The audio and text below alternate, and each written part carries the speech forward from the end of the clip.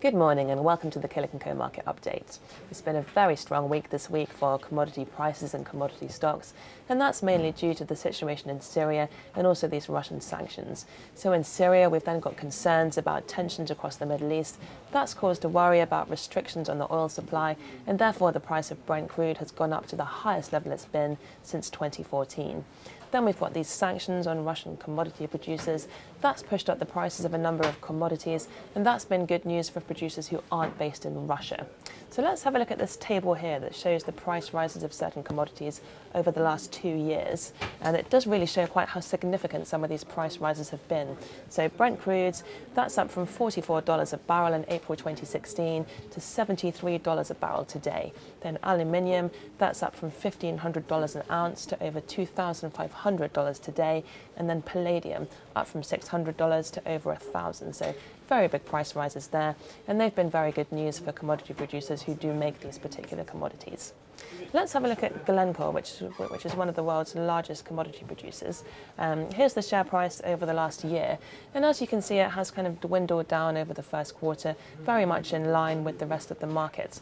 However, look at the spike we've seen over the last 2 weeks, and that's very much due to the rises in commodity prices that we've seen due to these Russian sanctions. So we would expect to see further strength in the Glencore share price if these commodities do start to rise in price even more. So something to keep a very close eye on there.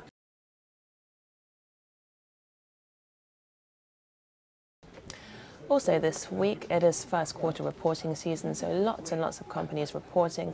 And in particular, so far, we've seen very good results from the US banks, and that's both the retail banks and the investment banks. So why have they done so well? Well, one reason being cited is the higher rate of interest that we've seen over the last year. And that's good for both the retail and the investment banks. So firstly, the retail banks. Let's think about how they work. So they take in deposits from savers, and they pay a fairly low interest rate on those savings. So let's say it's 1% just for the purpose of illustration. They then lend out that money to people who need loans or mortgages, and they charge a much higher rate of interest on those loans and mortgages. So let's say they charge 3% on that. The difference between those two rates of interest, so between the 1% and the 3%, that's the net interest margin, and that's how the banks make their money. But as interest rates rise, that gap tends to get bigger, and therefore banks make more money. So as interest rates rise further, we would expect to see retail banks making more profit. So something to keep a very close eye on there. And then for the investment banks, they make money from trading in fixed income and equities, particularly fixed income and bonds, because actually the global bond market is more than twice the size of the global equity market. Now, over the past few years, interest rates have been low. People have really just been buying and holding bonds, so we haven't seen much volume going through the market.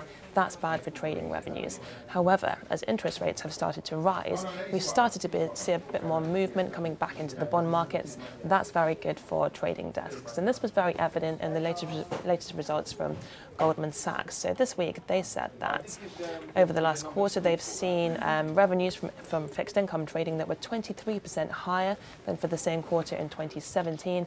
And they said that was very much due to higher client activity. So we would expect to see higher revenues if interest rates do rise further.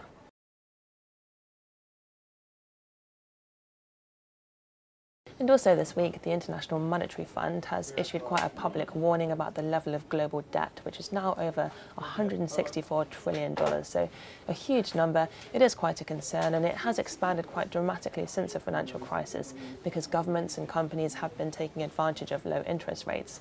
So now the IMF is saying that global debt is too high and that companies and governments should be taking action to bring the debt down before the interest payments become too burdensome. However, in the same update, they did say that economic growth globally is looking strong, and also that stability in the financial sector has improved very much since the financial crisis. So not all bad news, but definitely something to keep an eye on there.